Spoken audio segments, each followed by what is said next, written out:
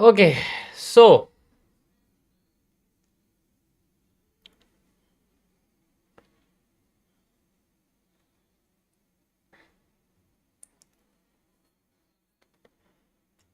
चलो आज का टॉपिक स्टार्ट करते हैं।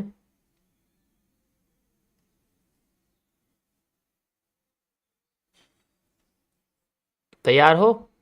रेडी? आज का टॉपिक मार्केट के स्ट्रक्चर को समझने के लिए है, एक लिक्विडिटी के बारे में है। लिक्विडिटी का एक एडवांस्ड वर्जन है जो मैंने आपको पहले बताया था कि लिक्विडिटी क्या होती है और वो किस तरीके से क्रिएट होती है और हम लोग उसके बेसिस पे जो है कैसे हम लोग समझते हैं चीज़ों को, वो मैं आज आपको बताने वाला हूँ। देखो, जैसे कि लिक्विडिटी के बारे में होता है कि अब शांत हो जाओ सारे, कोई कुछ नहीं बोलेगा। जो भी बोले मॉडरेटर, पता है ना तुम्हें क्या करना है? No warning, only a kick. तो आज से आपका एमएमसी का बचा हुआ एरिया शुरू होने वाला है। That is MMC phase 10। जिनका डे 1 है ना, दुआ करो कि तुम्हारे दिमाग में आ जाए जो मैं समझा रहा हूँ। दुआ करना बस, ठीक है? क्योंकि ये सिर्फ उनके लिए है जिनको मेरी स्ट्रीम पर 2 महीने से ज़्यादा हो गया या फिर 1.5 मंथ से ज़्यादा हो गया, जिन्होंने 45 डेज स्ट्रीम पे बिताए हुए हैं, उनको तो ये समझ में आ जाएगा, ठीक है? बाकियों को नहीं आएगा। Phase 10, liquidity absorption.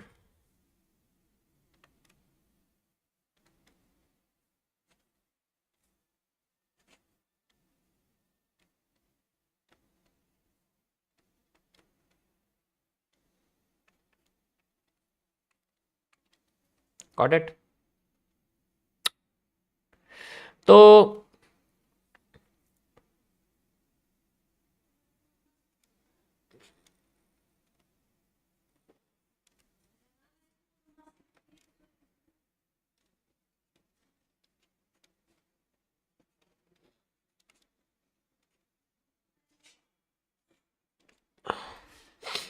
जैसे कि मैंने आपको पहले कैंडल के बेसिस पे समझाया है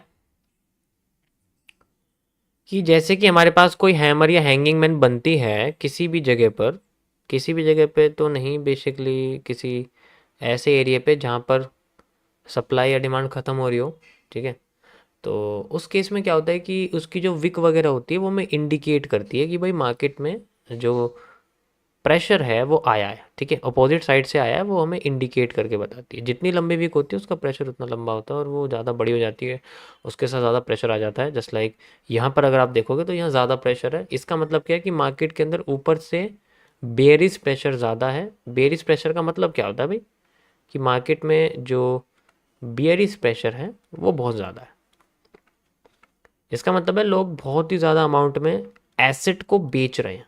इस कंडीशन में आपको पता ही क्या होता है कि लोग बहुत ही ज़्यादा अमाउंट पे अपने एसेट को, ठीक है, बेचते हैं और कैश ले लेते हैं, अपने शेयर्स को बेच देते हैं, प्रॉफिट ले लेते हैं, अपनी कॉमोडिटी को बेच देते हैं, कमीशन ले लेते हैं। तो वो कई तरीके की इस्तेमाल होती हैं चीज़ें, ठीक है, जब हम लोग एसेट को बेचते हैं। तो यहाँ पर इस केस में आपको पता है हम लोग स्वैपिंग बोलते हैं कि हम लोग स्वैप कर रहे हैं ओरिजिनली। अब ये एक कैंडल के अंदर नजर आता है। आज मैं आपको दिखाने वाला हूं कि आज मैं अगर इस कैंडल को खोल दूं तो हमें इसके अंदर क्या दिखाई देगा, मतलब एक्चुअली इस कैंडल के अंदर है क्या। क्या इसके अंदर कोई पैटर्न है जो अपने आप को छोटा करता जा रहा है? तो इसके बाद जो रियल मूव है, अगर मैं एक्चुअल में बात करूं कि हमें कितना मूव चाहिए, हमें इसके अंदर दो तरीके के मूव दिखते हैं। जैसे अगर मैं इसको देखूं तो इसकी जितनी भी यहां से लेके यहां तक की जो इसकी लाइन है, अगर आप देखोगे यहां से लेके यहां तक की जो इसकी लाइन है, ठीक है, यहां पर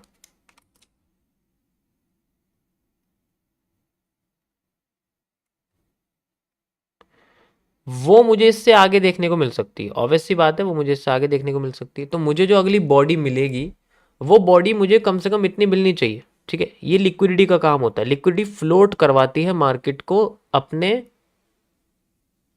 सिचुएशन के हिसाब से। जैसे भेड़ बकरी वाली चाल होती है कि अगर एक भेड़ आगे चलेगी तो बाकी की बारी सारी भेड़ उसके पीछे लग जाती है। उसके बाद मार्केट कितनी नीचे चली जाए अभी मैं उस बारे में बात नहीं कर रहा हूं, ठीक है। असली मूव उसकी कैंडल की विक के साइज के हिसाब से आता है। चलो मैं आपको मार्केट में दिखाता हूं कैसे पता लगता है, हाउ वी आइडेंटिफाई देम। जहां पर सप्लाई और डिमांड फिनिश होती है बेसिकली वहां ये नजराना हमें दिखता है। ऐसा नहीं होता कि हर जगह दिख जाएगा। जस्ट लाइक अगर मैं आपको यहाँ दिखाऊं तो आइडेंटिफाई अगर हम करें तो इनसाइडर डिमांड्स इनसाइडर सप्लाईज को अगर हम ऐड कर दें, एक, ठीक है, दो, तीन, और यहाँ पर हमारे पास चार, ठीक है। मैं ये सारी की सारी ऐड करके आपको दिखा रहा हूँ। आप देखो यहाँ पर हो गए एक, ठीक है, उसके बाद दो, ठीक है, उसके बाद तीन, ओके, एंड उसके बाद चार। जैसी चार पे मार्केट आती है तो यहाँ पर हमें लगता है कि मार्केट में जो बेसिकली जो प्रेशर है मार्केट का वो एकदम से बाहर आया, ठीक है। अब लिक्विडिटी स्वीप का मतलब क्या होता है कि जो कैंडल की विक है वो उसकी बॉडी से बहुत बड़ी होनी चाहिए। उसकी बॉडी उसके सामने ज़्यादा नज़र नहीं आनी चाहिए। जैसे कि एक पिन बार होता है, जैसे कि एक बहुत ही पतला टोनबो होता है, वैसी कैंडल्स होती हैं। लेकिन वो उसी जगह पे आनी चाहिए जहाँ पर मार्केट का कोई क्वांटिटी कोई वॉल्यूम खत्म हो रहा हो। जैसे इस केस में सप्लाई का जो वॉल्यूम है वो खत्म होता जा रहा है, तो यहाँ पर जितनी भी पतली कैंडल्स हैं वो हमारे लिए सारी बेनिफिट वाला काम करेंगे। एग्जाम्पल के लिए जैसे अब देखो, अब कन्फ्यूजन क्रिएट होगी कैसे। अब तुम इसे सोचोगे कि मार्केट में जो लिक्विडिटी है वो इस जगह खत्म हो रही है, ऊपर से प्रेशर आ रहा है, लेकिन एक्चुअल में ये नहीं है। यहाँ कैंडल वो है जो बेसिकली छोटी बॉडी वाली है और उसकी विक उसकी बॉडी से बहुत लंबी में बैठती है। अब इसको कैसे आइडेंटिफाई करेंगे? अगर हम ध्यान से देखें तो इस जगह पर जो कैंडल है वो एक्चुअल में हमारे पास बनी हुई है लाइक दिस। ये कैंडल हम लोग इसको स्वीप के जरिए देख सकते हैं। ये कैंडल हम लोग एज ए स्वीप के जरिए देख सकते हैं। ये कैंडल हम लोग एज ए स्वीप के जरिए देख सकते हैं। तो इनके बाद का जो मूव होता है, देखो मैं आपको विक दिखाता हूँ, उसके नीचे की जो विक है, इनके बाद की कैंडल का मूव लगभग लगभग ये अपना दे देती लाइक दिस, लगभग लगभग ये अपना दे देती। ये देखो, इसका तो एग्जैक्ट सेम आया जितनी बॉडी है। यहां से प्रूव होता है कि जो लिक्विडिटी, देखो ये केस है लिक्विडिटी स्वीप का, जब नीचे से प्रेशर आता है। अभी मैंने तुम्हें स्वैप बताया जब ऊपर से प्रेशर आता है, बात कोई डिफरेंस नहीं है, ऊपर से आ रहा तो नीचे की साइड। ये देख लो, कोई फर्क दिख रहा है भाई? अब मैं अगर इनसाइडर डिमांड ऐड कर दूंगा, एक, दो, तीन, चार, तो मुझे इतना ही दिखेगा। और इस जगह आके मार्केट में रिवर्सल आ गया। मेजर करके देख ले, तुम बार बार नहीं कर रहा, टाइम लग जाएगा। ये लिक्विडिटी स्वैप को दर्शा रही है कि इसकी छोटी बॉडी है, लेवल पर भी आ चुकी है, और यहाँ पर डिमांड जो वॉल्यूम है डिमांड वो खत्म भी हो चुकी है, और यहाँ से मार्केट में रिवर्सल देखने को मिला।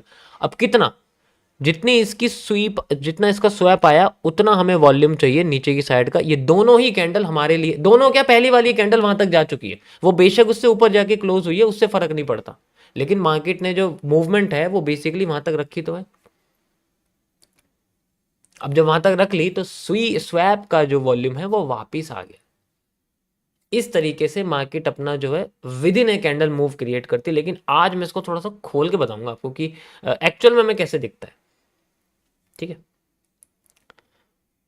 ठीक है, तो यहाँ पर इतना वो इसी तरीके से जो स्वीपिंग है, जो स्वीपिंग मार्केट करती है, वहां पर भी इसी तरीके से ये होता है, कोई ज़्यादा डिफरेंस नहीं है। नीचे की बॉडी है तो नीचे की जो विक है, सॉरी, वो ऊपर जाके बॉडी में कन्वर्ट हो जाती है। अगर इसको सही जगह पे ढूंढा है ना तो ही ऐसा होता है, अगर गलत जगह पे ढूंढा है ना तो ऐसा नहीं मिलेगा आपको। अगली कैंडल का जो मूव है वो लगभग लगभग इसके जितना आ जाता है।